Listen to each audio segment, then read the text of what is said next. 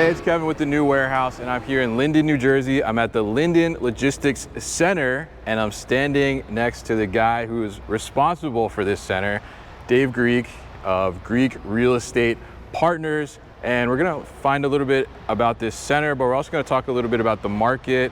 We're also gonna talk a little bit about what goes into developing something like this. But Dave, first off, thanks for having me. Thanks for having me. Definitely. Really excited to be on the podcast. Been a fan since you started, so excited to be on. Yeah, so happy we can make this full circle, and it turns out we actually live down the road from each other too. Yeah. So yeah. Happy we could connect and make this happen, especially in a warehouse like this, right? So tell us a little bit, tell us a little bit about you, tell us a little bit about Greek. Sure. Big picture, we're a third generation family company based in East Brunswick, New Jersey. My grandfather really started in the 1930s. He started off as a contractor. His first job was, $500 porch on someone's backyard. Nice. And then, continued to grow that business. In the 1950s or so, he started to buy property along with a partner and develop for himself. My dad went to Georgia Tech and then joined the Army for 4 years and came back to Jersey. He studied engineering, knew he wanted to be a builder, and kind of joined up with his dad in the mid-1960s. He moved our office from North Jersey down to East Brunswick, where we still are today. And really, since he took over, we've been focused on this product type, on industrial. So that is where, almost all of our time is spent. All of our development properties are industrial. We've grown a lot over the last 100 years. We manage about 22.5 million square feet of industrial. Almost all of that is located in New Jersey and Eastern Pennsylvania. So a very, very concentrated portfolio. And we're really proud of what we've grown into. My main role in the business is really, identifying, underwriting, and figuring out how we can acquire new opportunities. So I work with our acquisitions team to look at new development sites, look at other stabilized warehouses we could potentially buy for a good deal, and work with our equity and financial partners to figure out, how each deal is capitalized. We don't have any sort of fund or programmatic equity, so every deal that we do as a developer, we capitalize it individually. We've got, 5 or 6 really strong institutional financial partners that will join us in the equity on deals, and a couple really good lending relationships as well. So every deal's a little different. This one that we're standing in today, it's really a perfect project to talk to you about because it checks every box of, what are the challenges of developing. The timing of the market cycle over the last 10 years has been really interesting, and this has lived through kind of all of that. Industrial in general has gone through kind of a fundamental shift in how important it is to the economy, especially here in New Jersey. And when we started this project, we acquired it between 2017 and 2018, which I'd say was, we could tell at that point that there was something happening, but we didn't know how big it was at that time. And if you look back at our, what we were looking at in terms of rents, in terms of the cost to build, in terms of the time it took to lease when we originally acquired this, things have changed a lot since then. And I feel like we've lived through 1 or 2 cycles even since the start of this project. Just because things are moving very quickly. The growth has been both explosive, and that's come with, especially over the last 18 months, some drawback and certainly a lot of public attention. I started an advocacy group last year along with NIAP New Jersey called Circulate New Jersey that is addressing some of the concerns I'd say that the public has about just the massive amount of development that's gone on in this state over the last 10 years. Anytime something gets built to the scale that we've built out the industrial market in New Jersey, there's going to be some concerns from the public. And unfortunately, those concerns have been accompanied by the age of social media, which has allowed a lot of disinformation, a lot of kind of disingenuous actors to spread information about the industry, our projects, and the importance of these to local and state economies. Circulate's just an attempt to try and be out in the public sphere and really provide the other side of that narrative, some of the good that this industry does for the state. Yeah, absolutely. And I think we've seen, certainly I live in New Jersey, right? And there's been a huge boom, I think, in building, especially warehouses, right? And industrial type of things. And I come originally from a small town, so I've certainly seen a lot of that discourse happening on the local Facebook groups, signs, and stop the warehouse and all these different things. Yep. So definitely interested to dive into that with you a little bit, and we'll walk around and talk a little bit about that. But let's talk a little bit about where we are, right? Because we see behind us, right, Linden Logistics Center. That's where we are. So tell us a little bit about this center, because I think there's 9 buildings here. Is that right? Yeah. I'm gonna go way back because this site has let's take it back. a really, really long industrial history. And look, I think it's important to note, New Jersey is kind of the oldest industrialized state in the US. We kind of started the Industrial Revolution here, and we're still the leading forefront of it. So not only is this industry important to the state now, but it's always been a really integral part of our economy. The first industrial use of this site, and let me back up even further than 100 years. We're basically sitting on swampland for more or less right now, historically. And that describes most of the northern coast of New Jersey between New York and New Jersey. A lot of it used to be marshland, swampland. This is not any different. And if you look right next door to us here, actually part of the property, there's a river that runs through. Yeah, I saw some egrets in there. Yeah. Yes, yeah, it's a great local environment. We're preserving that as part of this development. Nice. But that is what this entire coastline used to look like. So that comes with some building challenges. Obviously, the soils in a swamp are not ideal to put a building on top of. Not very stable. And on top of that, the way that we as a country kind of fixed the swamps is by filling them with all sorts of different fill, debris, rocks, trash, anything that we could kind of use to make land. So this site we're sitting on, it used to be swamp 200-300 years ago. As New Jersey industrialized in the 1800s, it started being filled with stuff and becoming dry land. In the late 1800s, a buffalo bone processing facility opened here. Buffalo bone processing? Yes. So, I don't know what that is. What is that? I didn't know what it was when I saw it at first either.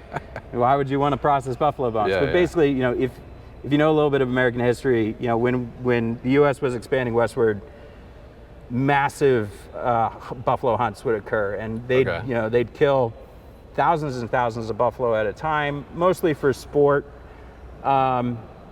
There's great old pictures of just great, but also kind of horrifying, of just piles and piles, like pyramids of buffalo bones. Wow. From some of the sport shooting that went on during westward expansion.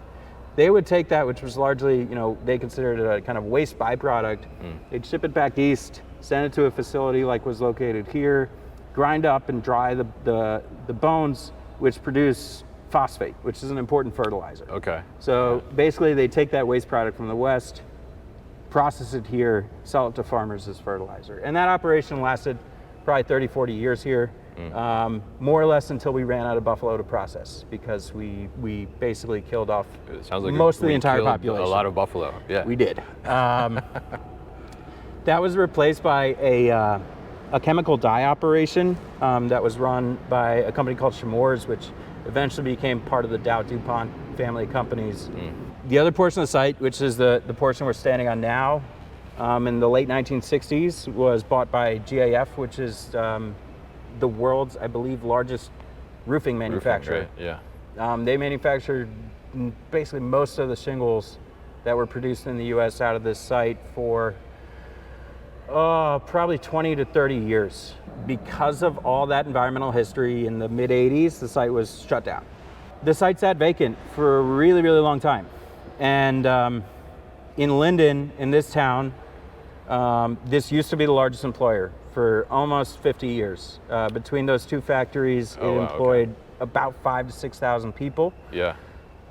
which was, kind of the bulk of the working class in Linden. When it shut down, Linden itself kind of spiraled into depression that I'd say it is just starting to come out of now. This is a great location as well. I mean, I drive past it every day on the turnpike.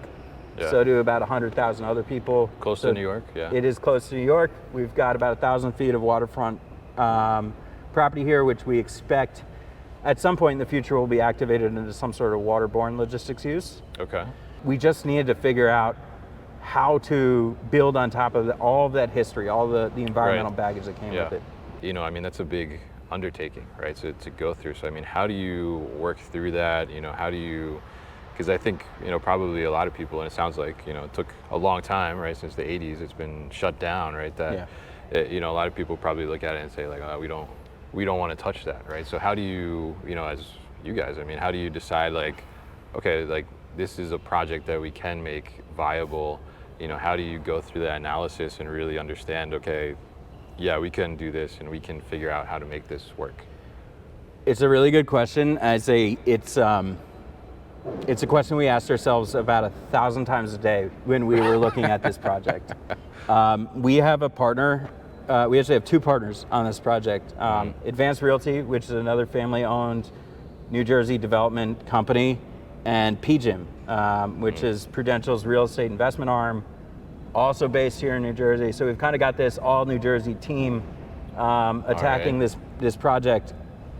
We don't bring in other developers to our projects a whole lot, but in this case, we approach the project together with Advanced because they have a little bit more experience and some people on their staff that have really good experience with environmental remediation, both on the legal side and on the problem solving side. So their knowledge of environmental law and the complexities that this site environmentally introduced to us, we thought that was a great pairing of expertise with our kind of industrial knowledge and our building knowledge. We were not the first people, not the first developers to look at this site. We were actually the seventh, and the seventh developer to have it under contract.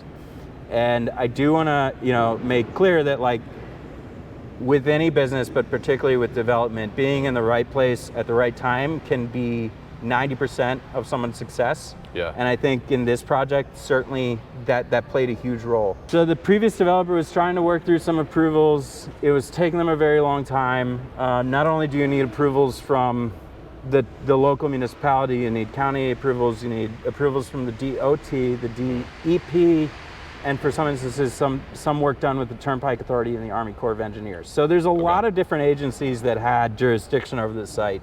The sellers got frustrated with the other developer and basically said, you're out of time.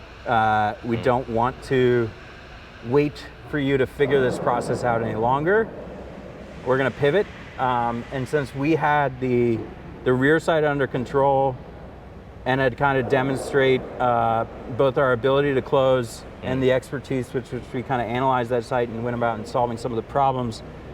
The sellers, the Winter family, basically pivoted immediately to us and said, if you can step into these shoes, you can basically take down this entire site. It was a win-win in many ways because it helped us solve a problem as well, which is we needed access to that rear lot, and the only way to get there was through this site. So that was one of the things we were trying to solve with the previous developer that was under contract that wasn't fully figured out yet. We've talked a lot about the environmental and kind of how that colored the acquisition, but there was also a major infrastructure component of this that really had to start the project. So I've never had to build a bridge as part of an entrance to a project, so this was pretty unique, and I'm not sure I ever will again.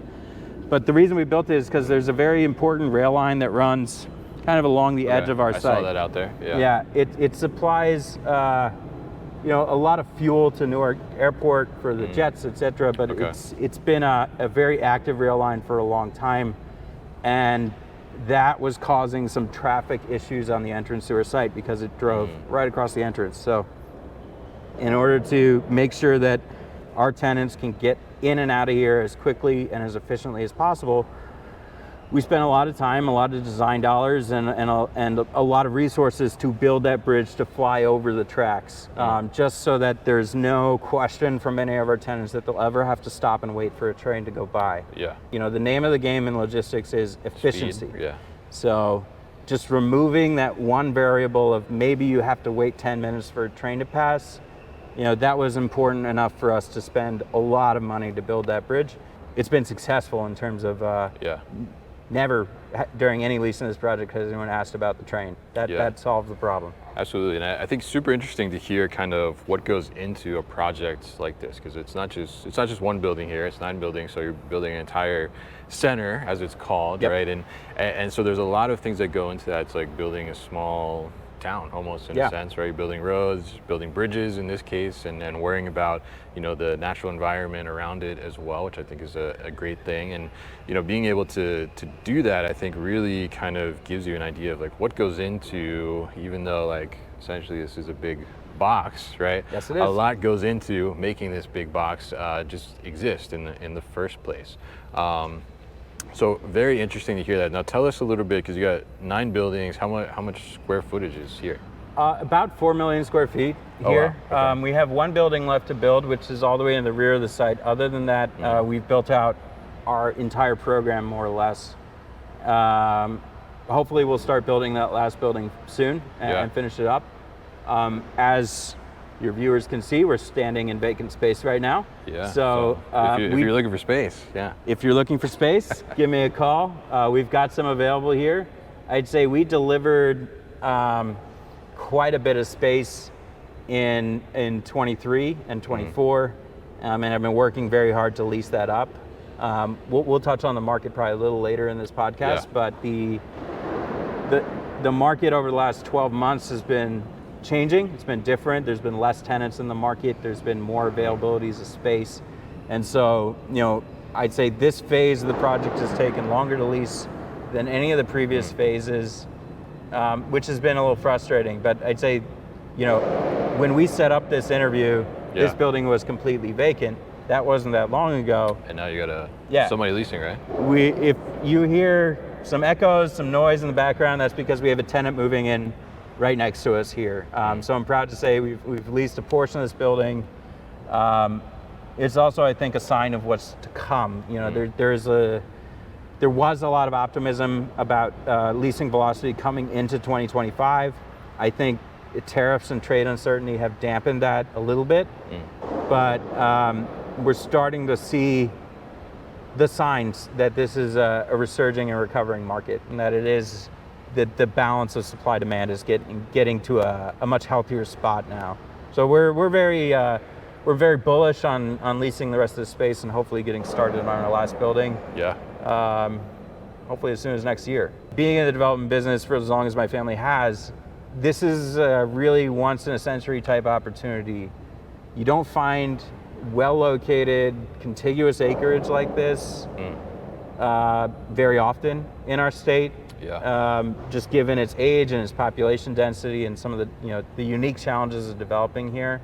You know, addressing one of the questions you asked earlier is like, how did you see this site and kind of see the vision for it? Well, when you see 400 acres in a great industrial location, you know, it's really hard to ignore in our state. And even with all of the history and all the challenges and having to build a bridge and deal with this underground bathtub containment system, you can't ignore 400 acres of great located land. So we so kind of saw that and we pushed through those problems, and we learned a lot. You know, we didn't know the solutions to every one of those problems, and in some cases there wasn't a playbook to tap into and say this is how you solve these problems.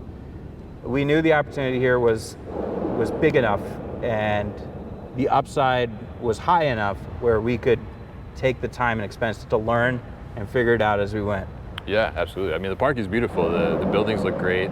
I took a little drive around when I was trying to find my way here, so got to see a little bit. But you know, really interesting to hear what goes into just developing something like this, right? I mean, I think oftentimes we probably think like, oh, they just throw up some walls, put a ceiling on it, and that's a warehouse basically, right? But all of that work going into it, and especially in these areas that are in high demand, right? I mean, we're super close to New York City, right? And we have one of the most densely populated areas right here, right, in the country, Yeah. right? A lot of population, so obviously high demand to be able to get to that. So super interesting to hear what's gone into this project and how it's developed over time, and still developing too, with one building left to go. And we'd be very interested to see what that looks like when it's done, and we can check it out because we're close by. Yeah, but come back really, anytime. yeah, definitely. So really interesting to learn about this. But why don't we maybe take a walk around the building here, and let's talk a little bit about what's going on in the real estate market for warehousing, industrial specifically.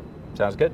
All right, so we learned a little bit about the Linden Logistics Center here and what has gone into just developing this project overall. And I gotta say kudos to Dave and his partners and everybody involved to making this happen. But let's find out from Dave here a little bit about the market itself, like what's happening in the market. So let's walk through the building a little bit as we do this. We can walk and talk. So as I mentioned, we acquired this site and really started working on it 2017, 2018. That was, at that time, we were, I'd say, recovered mostly from the great financial crisis of 2008 and on an upward trajectory generally. But to give you a sense of how much things have changed since we acquired this site, our original underwriting showed about $10 rents at this location, which at the time we thought was pretty aggressive given what the comp set was. Yeah. Recently we've been signing leases in the 18 and 19s. Yeah, I was gonna say 10 is pretty low right now. It is very low, and we would not take a $10 deal today. Yeah. But the first leases in this park were in the 12s, and by the time we got to the second generational leases, we were in the 19s. So I think that's an example of just how quickly things changed in this market, how much demand there was. One of the main drivers of that demand during this project in particular was COVID. Yeah, absolutely. It definitely changed the entire landscape of logistics, not just for that time when we were in pandemic lockdowns, but I think forever. So there was a trend in the industry in general that was called just-in-time inventory management. You did inventory management, I know, so you probably know what that means, but basically it means you're keeping less inventory on hand and using technology to tell you exactly when demand is going to happen so you can stock your warehouses with just what you need to distribute and not really have any of this excess inventory that takes up space and costs money to store. When that system hit the black swan that was a global pandemic, it broke. It broke really dramatically. And that's why early days of COVID, most households were talking about logistics over the dinner table. Yeah. I don't think there's ever been a point in U.S. history where this happened. Maybe World War II, but the fact that people were talking about problems in the supply chain and using the word logistics, and there was a visceral fear at that time. I remember it pretty well. People were running to the store, grabbing. Remember the run on toilet paper, right? Oh yeah, of course. And that really kick-started some of the discussion around, okay, so what's so broken about our supply chain that we can't supply toilet paper? I mean, that seems like a pretty basic good. Yeah. The logistics industry learned a lot from that, and I think they learned that there's only so much you can do with a just-in-time inventory management system, that it can manage for good times, but it can't really manage for those unforeseen events that can really shake up what you thought was a pretty secure distribution system. So we've seen generally size requirements grow since then. People are keeping a little bit more inventory on hand, and they're managing a little bit more for the unknown rather than just what's for maximal efficiency. As we said before, most of logistics is about making sure everything's maximally efficient. Right. But there's also a component of it that has to try and account for the unforecastable. And I think that's a major thing that we learned as an industry during COVID. The results on the ground, the results on the market, though, were a mad rush for space, basically. After the first couple months of kind of learning what our problems in the supply chain were, the industry quickly realized that there's only really one way to keep the economy running during a time where everyone had to stay home, and that's move what was kind of left of the traditional retail world online. And so that created just this massive demand for new industrial space from traditional tenants as well as from a lot of new entrants to logistics space, and really started, I wouldn't say started, but pulled forward the growth that we expected from e-commerce. I've seen estimates between 8 and 12 years of how much demand was pulled forward in 2020 and 2021. Yeah. So right now, e-commerce makes up about 30% of total retail. Okay. The general expectation is that it'll grow to 50% eventually, and probably cap out around there. We saw probably between 6 and 7% growth just between 2020 and 2025 in terms of the adoption of e-commerce. And that really was just fuel on the fire of demand for industrial space. So that caused rents to really start to go on this, parabolic upward curve for a while there, where you just could not build space fast enough. We had situations where we had a vacant building standing, we're almost ready to deliver, and 5 or 6 tenants, basically in a bidding war to lease the space. Oh, wow. 2 or 3 of them had ships, waiting, loaded with For that goods. space, yeah. Right, they just needed a space to put them. And so there was a kind of a sense of desperation from a lot of these tenants that just like, we don't care about the flaws, we don't care about the economics, we need space now. Yeah. And that just lit the market on fire.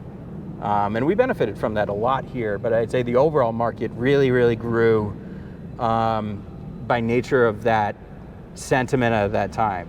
And some of what we see today, which is kind of what I'd call a bit of a hangover from that kind of exuberance of that period, is what you'll see in any economic cycle, which is somebody taking that short period of explosive growth and extrapolating it to 10 years.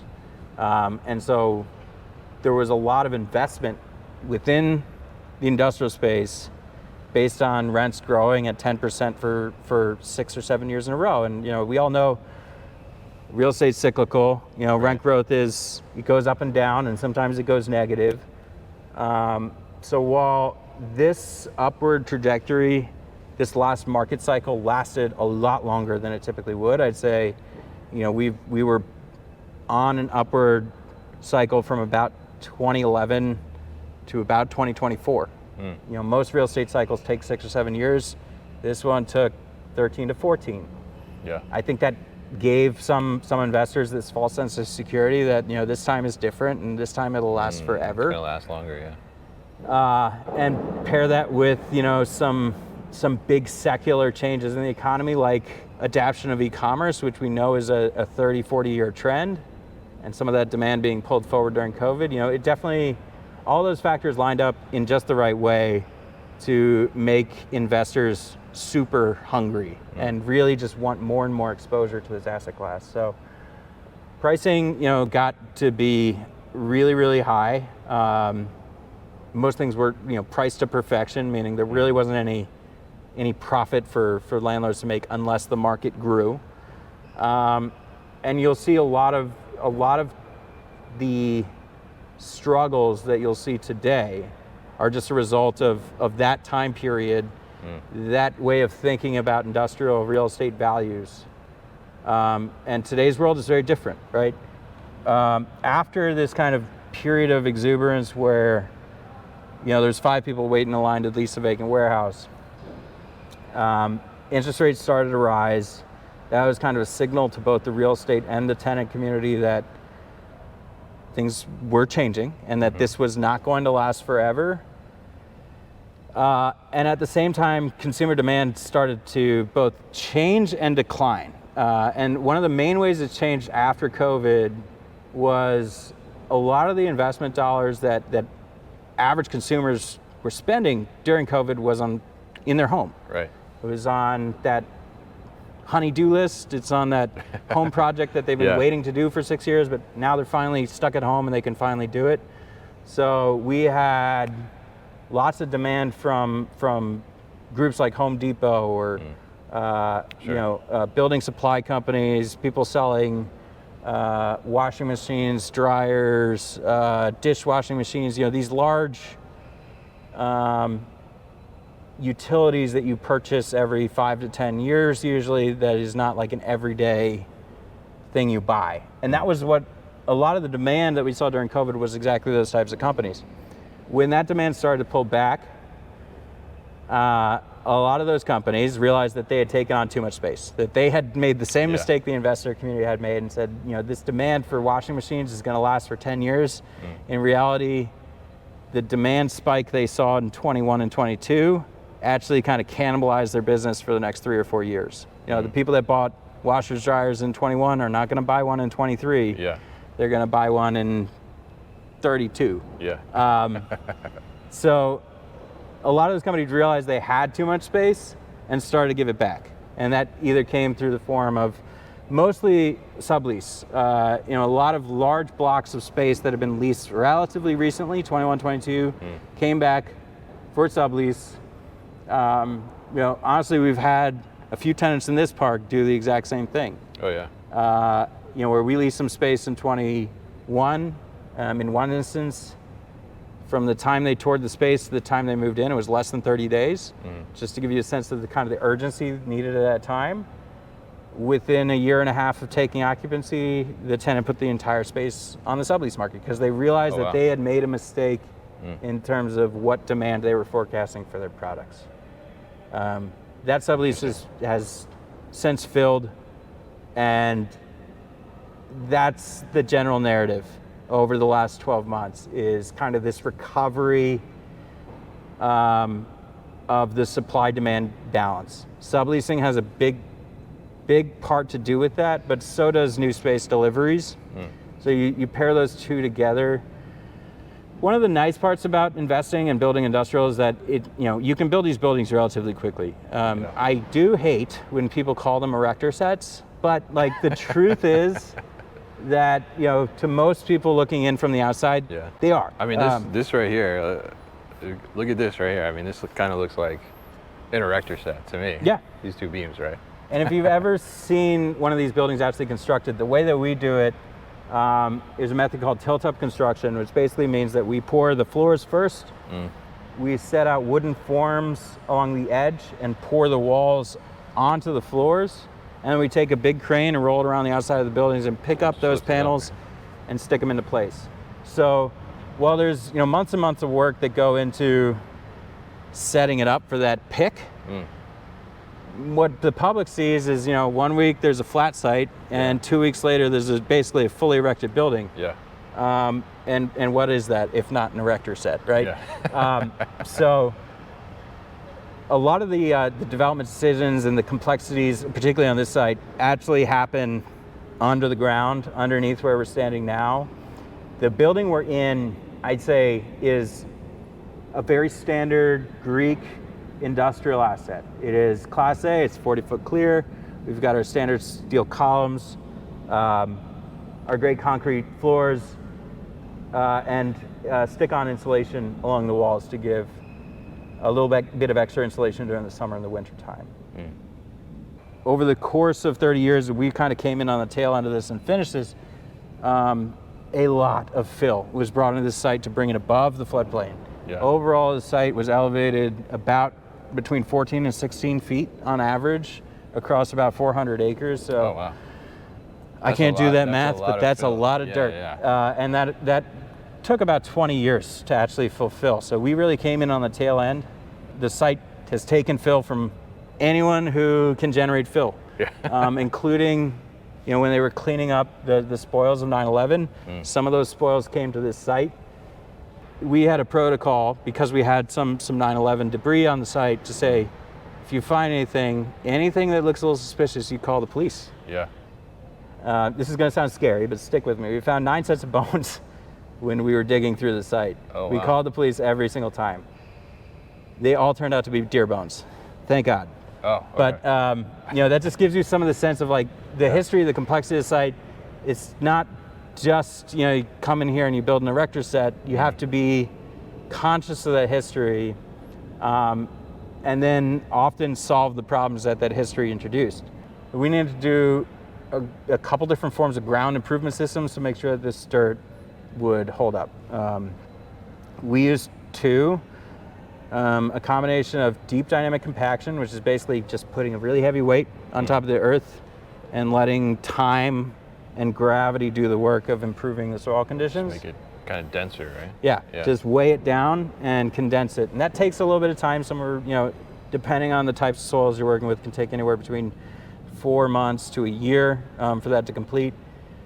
The other method we use is called controlled modulus columns, which is a little more complicated, a little more work intensive. Basically, you drill a hole between 20 and 40 feet underground, and you backfill that with grout. As that grout cures, it expands a little bit. And if you drill a series of these holes in kind of a pattern, that expanding grout pushes the soils together and kind of creates this improved system. So that's the system we use mostly across. Majority of these buildings are built on controlled modulus columns or CMCs. But if you think about how that system works, it's actually pushing soil laterally in order to improve its strength. Pair that with the idea that there's an underground wall system keeping groundwater in, and now we're adding pressure to push against that wall. I referred to this like abstractly earlier, but this was an engineering problem that hadn't ever been dealt with before. Like nobody had actually built CMC columns next to this underground secant wall and been able to figure out, how to do that. So it's very wonky. Some of the developers watching this might appreciate it, but that's a problem that we had to kind of get comfortable solving with our team of engineers. That just, we're very confident this will work, but we kind of had to build it and test it first. And thankfully, our calculations were correct. Everything worked out. But there's been a few of those kind of nerve-wracking moments throughout this project of like, there's not really a playbook we can point to or a guy I can call that's done this before. We have to figure it out on our own and innovate sometimes to really solve some problems. Very interesting. I mean, it's just kind of all these different layers and layers that go into putting this building together and getting this standing up and being able to be viable for all of that commerce that you're referring to before, whether it's moving goods for retailers, moving for e-commerce or other means. I mean, really interesting to hear what goes into that. But let's shift gears a little bit, because this is something that you're, I think, kind of passionate about and you work on, right? I mean, there is, and I'll say particularly here in New Jersey, we touched on this a little bit earlier, right? There is some, I guess, local towns that are the town's people or the people that live there are kind of against seeing this industrial development. I know where I'm from originally, down in Burlington County, there's a lot of farms that are being turned into big warehouses, and people are very much against that. But tell us a little bit about, what's going on there and what's the real story? Sure. It was good that you're from Burlington, because I'd say Burlington is kind of the epicenter of where some of these issues started. Oh yeah. I've seen some crazy signs about warehouses in like my hometown. And I will say, particularly with some of the stuff that happened 9-10 years ago in Burlington, like some of this public outrage, so to speak, is justified. Not every industrial project that's been built in New Jersey should have been built, and not every project that has been built was built with the right design or the right consideration for their neighbors and the community around it. But most have, and my peers and my company, I think those are things we pay a lot of attention to. One of the reasons we have to pay attention to it is just the entitlement process here in New Jersey involves, I mentioned there's 5 different government agencies that have some sort of say over what can be built on this site. So there's a lot of touch points with different types of professionals that you have to work your way through when you're developing in New Jersey. But beyond just touch points with government agencies, the public plays a really important role in the approval process in New Jersey, and probably plays a bigger role here than really almost anywhere else in the US. The public has the right to comment on these plans, and they have access to these local officials who get the right to, say yes or no to whether we get to build something. So that's been really one of the main reasons why Circulate New Jersey started, was because what the public thinks about this industry plays a really critical role in our ability to grow. And if we are seen as the bad guys, if we are seen as not doing good, but really paving over the state with concrete and asphalt, which is the way a lot of people see our industry, we're not going to be able to service our tenants. We're not going to be able to grow this industry in the state. And that became an increasing problem, particularly during COVID. But this has always been an issue in New Jersey. I just say the increased public attention that the industry got during COVID, that kind of becoming a dinner time topic of conversation, it helped in some ways and educated people about the importance of logistics, but it also brought to the forefront some of the concerns that a lot of people have about the impacts that trucks have on communities, the impacts that these, what these jobs are, and whether they're good jobs or bad jobs. There was a lot of questions in the public sphere about it. Facebook really created the perfect kind of cauldron for misinformation and anger to really be the driving force behind some of the objections behind what we're doing. And developers, property owners, and our tenants, truckers, logistics companies, they were getting very frustrated by this because it was impacting the way politicians spoke about the industry, was impacting every time we went in for a planning board or a site plan hearing. In some instances, we'd get crowds of 100, 200 people showing up with literally pitchforks and torches in some instances. So down at the farmland, so sure. There was it's like I said, industrial developers. My family's been in the business for a very long time. I can tell you we've never been popular per se with the public, but the amount of kind of outrage that we were seeing recently was to a different level, and the organization was to a different level. So there was this need within the industry to react and to do something about it. And we are not very good in the real estate industry at public relations in general. Just not something the industry has ever really paid too much attention to. We need to pay attention now. We started out in last fall. We hired a communications firm called Evoke, who's done a great job trying to get our message out there. I think the most important thing that we've done so far is simply bring together a whole bunch of different aspects of this industry under one coalition. So I've been a member of NIOP for a very long time. NIOP represents the real estate side of this community, the developers, the property owners, less so our tenants, less so the truckers, not really at all the port. We were able to, using Circulate as a platform, kind of bring everyone under one roof. So we've got major occupiers, we've got multiple trucking associations, we've got the port, and we've got contractors, attorneys, brokers, and developers like myself. All these different industries that really play an important role within the larger universe of logistics. There was not a single organizing force that was making all those voices speak in unison. And even within the trucking world itself, there's about 25 different trucking organizations that just operate in New Jersey. Most of them don't talk to each other. Most of them don't coordinate public messaging.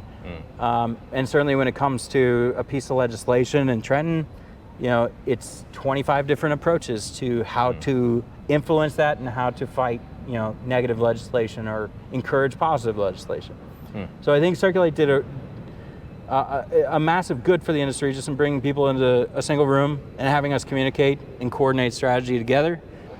you'll see the messaging that Circulate puts out is very much focused on the industry as a whole. It's not focused on just the real estate side or just the trucking logistics side. We see this as an ecosystem, and that's really how we came up with the name Circulate. We kind of view logistics as the lifeblood of New Jersey. It's what makes everything work. It's what gets things from A to B, and it's what keeps the rest of our system healthy and operational. So we really wanted to evoke this idea of a beating heart and the flow of goods around the economy, as well as just how interconnected it is to every bit of everyday life here. Interesting, yeah, and I love that, kind of like the circulatory system of commerce in a sense, right? Exactly. And I think it's such an interesting conversation because being from that area, I've obviously seen some of the stuff like you've talked about, but also it's interesting, like somebody asked me one time that I knew from there, like growing up, and they're like, how do you feel about this? Because it's like it's like your business, right? It's what you do, and it is kind of like a mixed bag a little bit. But I think it's interesting because there's people that obviously they don't want to see like a warehouse from their house, right, or from their backyard. But at the same time, it's the consumer, which are those residents, right, that's kind of driving for faster accessibility to product, whether it's in-store, whether it's e-commerce and all those things. And in order to do that, you have to get closer to that population center, right, to be able to do that. So I think it's a very interesting thing, and I love that you're creating more awareness around that and being able to help people understand that, like, hey, like this is a big part of business, right? And it does, create jobs and create entry-level jobs as well that more people can get access to and things like that. So it's a really interesting discussion around that, and I think it'll be interesting to see like how that continues to evolve because we're just getting closer and closer to the consumer, right? Exactly. And I appreciate your kind of nuanced approach to this, and I think that Circulate is trying to do the same thing. And it's something that kind of eternally angers me about some of what, particularly some of what the environmentalist groups have done in terms of creating misinformation or creating a narrative out of very flimsy set of facts that when you actually look into those facts don't line up with reality. And they're doing it out of a place of activism, out of trying to spread a message, but in my opinion, in a very disingenuous way. Circulate is trying to approach things a little differently. I tell our team all the time, we do not want to gaslight the people in New Jersey. We want to tell them facts. We don't want to spin the narrative too much where it becomes just a story and not the reality of things. And I don't think we need to either. Like I said, not every single logistics development is going to be one that's positive for the community, and not every single one of them that have been approved for the last 10 years should. I think a lot of other industry advocate organizations wouldn't say something like that, but I'm happy to say it.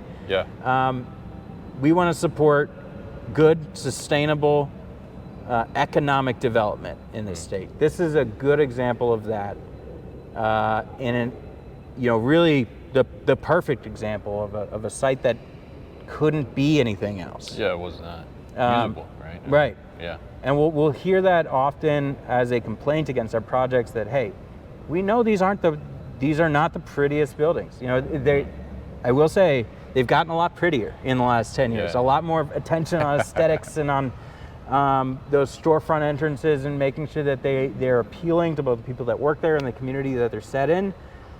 But they are big boxes, and when you have a space this size, this is a 472,000 foot building we're standing in. This is considered a mid-size industrial building these days. Big ones are over 1 million square feet. Anything that is less than this is considered relatively small. When you're building a structure that big, it's gonna look out of place in a lot of places. Next to the scale of a house, it's gonna look enormous. And so part of the benefit of having some of the massive public involvement we have in the planning process here is like we can learn lessons from the public and we can do things better, and we have been. So the amount of the amount of landscape screening, that goes around new projects is tenfold what it used to be 10 years ago. Really great takeaways there, those 3 points, and especially that last one too. I'll add on to that by saying that, I think I haven't heard of many other industries where someone has started as an hourly entry-level employee, has worked their way up to like a general manager level of a building. I've met a lot of people like that, so Yeah. I think it's good to highlight some of those things and get that understanding. So great work that Circulate is doing to be able to do that and create that awareness for our industry, because we are kind of that lifeblood of a lot of things. That's how you get things to your house. That's how you get things in the store. That's how you get medical supplies to the hospital, right? Yep. All these different things that are critical. We need spaces like this to be able to facilitate that and make that happen. So really interesting to talk with you here today, Dave, and thanks for having me in this project and checking it out. Always love to see a nice warehouse, right? And one that's ready for you guys to come in and move into as well. But if people want to learn more about your company, want to learn more about Circulate, what's the best way to do that and get in touch? So you can reach out to me. You can reach out to Dan Kennedy at NIOP or Chris Donnelly at Evoke. I can give you the emails. Maybe you can give them in the show notes. Sure. Yeah. For Greek real estate, just go to greekrep.com, greekrealestatepartners.com to learn about our business and some of the other large projects we have going on across the state. Circulate is a member-funded organization. And very much member-driven. So if you have an interest in getting involved, whether that's just to learn more information or actually get involved in helping us spread this message, please feel free to reach out, and we will get you all the information you need to get involved. So thank you for having me today, Kevin. I think this was a great interview, and hopefully we get another opportunity to talk about something interesting in the near future. Definitely, absolutely. So thanks to Dave for bringing us in and allowing us to see this project and learn about everything that went into it. Pretty wild, I gotta say, but really very interesting to hear all about this, what goes into making a logistics center like this possible, and also what's happening in the market as well. So we'll definitely put all that information about Dave so you can get in touch with him or Circulate if you're interested in getting involved in the show notes, as well as at thenewwarehouse.com. So thanks again, Dave, for having me here at your project. Hey guys, thank you so much for tuning into today's video here on our YouTube channel, The New Warehouse Podcast, and I appreciate you tuning in. If you liked what you saw, make sure you subscribe to our channel, and if you like this video in particular, make sure you like it as well. And if you want to get this great t-shirt that you see in the video behind me, Warehouses Are Sexy, head to warehousesaresexy.com and get your own.